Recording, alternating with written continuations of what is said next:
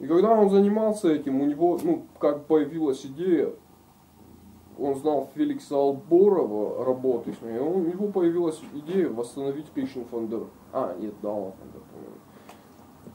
Он стал делать, что-то узнавать, ну потихоньку, в смысле, стал делать какие-то первые такие неказистые работы. И потом, когда увидел, что молодежь потихоньку подтягивается, и ну, им интересно, чем люди, ну, что им интересно, чем он занимается, да, и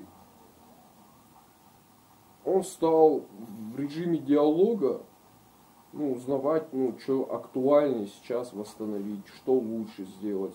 Ну, как бы он запускает тему, там, надо бы там, допустим, Лалом Ладенс восстановить. И вот он не успел его восстановить, но уже в нас тема осталась, и мы его взяли и восстановили, там, заказали через кого-то, и они вот именно астинский вариант изготовили. Ну, как бы создал такую среду вокруг себя, которая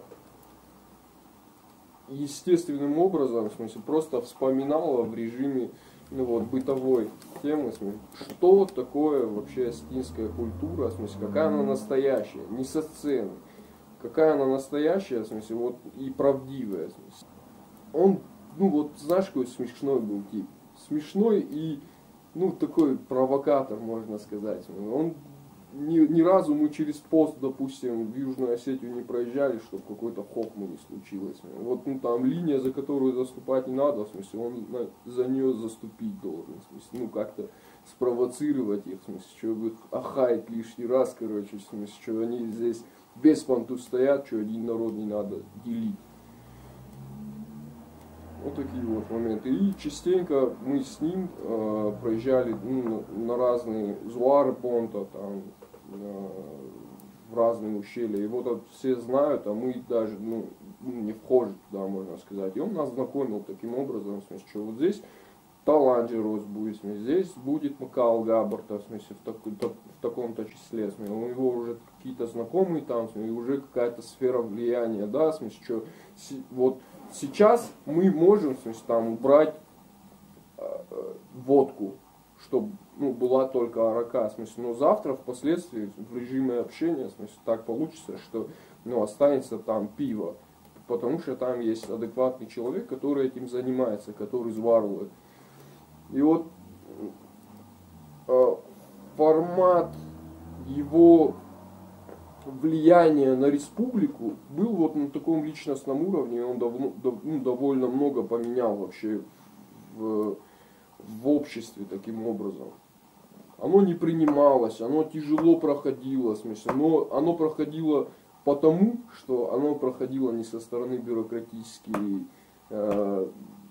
извращенных людей, а со стороны простого человека, которого уважают, который отсидел, который там, ну, уважаем в каком-то определенном кругу за людей. идею отсидел, Ну, за идею отсидел, потому что, ну, он начал фигачить всех подряд, в смысле, все его тряслись как, ну, на хромой козе, короче, к нему подъехать нельзя было, потому что он жестко. Он за такие планки задавал, в смысле, он просто своим сотрудникам говорил, так, вот я на него нарыл, в смысле, я буду его, короче, закрывать. Это что за дел служил? Что за дело?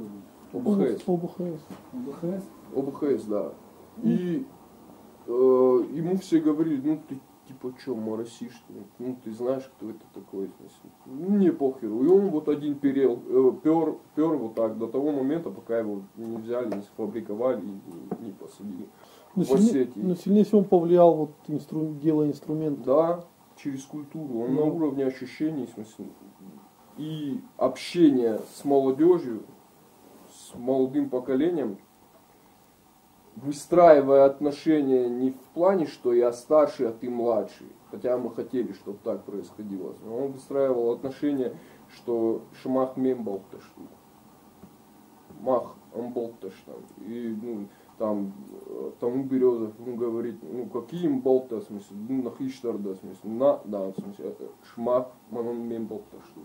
И вот этого не хватает сейчас вообще в Осетии. Этим он был, он выходил за рамки. Он выходил за рамки, и этим он можно сказать, ну, завоевывал как бы сердце молодого человека, да, завоевывал его интерес, внимание. Это очень мощно. Ну да. Второй инфаркт, Да. прям, ну, у нас на глазах. Я почему там находился, потому что я понимал, какое он дело делает, в смысле. И, ну вот представь, у тебя старший друг, и он вот, короче, смотри, вот раз ему заплохело, там, раз еще что-то. А я брал просто ключи и, ну, и прибирал у него там, ну, уберу опилку там, в смысле, просто все уберу. И с утра он приходил и говорил, в смысле, надамай барами, того Маурал там хашчин, что, в смысле, ну, что, почему ты это делаешь? Ну, я говорю, просто хочу и вот делаю, чтобы он больше успел. То есть не на уборку тратил свое время, а ну, что-то дельное делал. В смысле. Ну, я понимал, что вот жизнь сейчас его продлится на чуть-чуть, и он чуть-чуть больше успеет. Очень, ну, мощный человек. Вот этот важный момент, послушай, вот у нас же с помощью РДАУ старшие отстраняются от молодых. То есть РДАУ становится какой-то такой разделительной чертой между старшим и младшим, да, типа, ну не подходи вообще. А человек использовал, ну, вот эту астинскую вот культуру, РДАУ, наоборот, для того, чтобы, ну, притянуть к себе молодежь. Да. И вот этой системы, которая попыталась его перемолоть, она сделала, в смысле, такого, закалила такого типа, в смысле, который выстрелил так, что, ну, национальная музыка, ну, вот 5 лет назад, в смысле, она не звучала, я не слышал, я не знал, в смысле, что есть, что кто-то играет на Kitchen Fanderi. Я не знал, что он существует. Я когда попал первый раз на строительную практику, в смысле, тогда его мастерская там была, и я к ним, когда первый раз зашел, я смотрю на инструмент, начал спрашивать, чем ты занимаешься. И он мне начал рассказывать, и когда увидел, в смысле, вот своими глазами Kitchen Fanderi, у меня вспомнился вот такой момент, когда я в детстве подходил к маме, и вот, ну, книгу Коста, Астинскую лиру, да, показывал и говорил, смотря, а вот это что такое? И она мне говорила, смотря, а это Kitchen Fanderi. И я говорю, а где он бывает? А на нем уже не играет никто, смотря, а где его посмотреть можно? Не знаю, на нем уже не играет никто. Я думал, ну, почему он нарисован, если на нем не играет никто. И на втором курсе или на первом курсе я, ну, попадаю с Русланом и вижу этот Kitchen Fanderi. У меня, естественно, с ним мурашки по телу. Ну, это что такое? Это вообще, ну, как бы, это из какой истории вообще? Ну, как бы, я думаю, что это умерло, то бишь до меня не дошел контент того, что было даже с Kitchen Fanderi. Не дошел. Вот я вырос, начал учиться, становиться осознанным. И я никогда не видел, в смысле, как играют на Kitchen Fanderi, ну, к моему стыду. Я попадаю туда, и там, ну, через какое-то время человек сидит, молодой человек сидит там у березов и наяривает на Kitchen Fanderi. Я как змея, короче, туда, и вот, ну, загипнотизированный сижу, и вот, ну, понимаю, как это красиво, как это вот, ну, это из ряда вон выходящее что-то, это невероятно. Ну, я понимал, что только я это вижу. И у него тоже был такой момент, в смысле, что, ну, вот Тимур Илаев поет, в смысле, и он понимает, что только я это слышу, и мне жалко, в смысле, что никто это не слышит, что это по радио не услышишь, что это, ну, вот прямо аутентика, и это то, что надо. Тогда был такой момент, когда эту аутентику практически в хорошем качестве, в хорошем виде, в смысле, никто не слышал. А она была там, в этой тусовке. Я думаю, блин, вот надо каких-нибудь крутых ребят потянуть. И вот просто выхожу на Горького, в смысле, и, ну, там вижу, там какой-то человек идет, в смысле, там поздоровался, пообщался. И вот такой внезапный, пойдем, я тебе что-то покажу. И вот раз заводишь человека, смотри, и он попадает в мастерскую, супер аутентичную, висят Kitchen Fanderi, вот такая чаша чаша нардская огромная, в смысле литров на 50, наверное, в смысле огромная. Вот он сразу после инфаркта ее вырезал, в смысле, ну, вот с такими... Пенька какого-то? Как? Большого пня какого-то? Из огромного куска дерева, в смысле, просто Ну, где сейчас огромного. эта чаша? У сына его.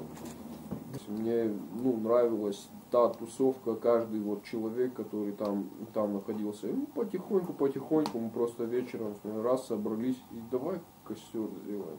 Раз костер сделали, там посидели, там поиграли на Fiction Foundry. И я понимаю, в смысле, что вот этот вечер, ну, он 100% лучший в Осетии. В смысле, никто лучше вечер не проводит сейчас. Я уверен на 100%.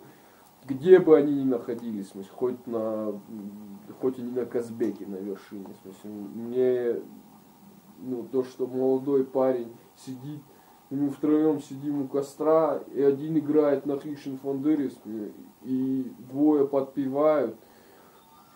Для меня это вот, ну, прям мурашки по телу, в смысле, я понимал, в смысле, что я супер счастлив в этот момент, в смысле, что лучше картины нельзя увидеть просто.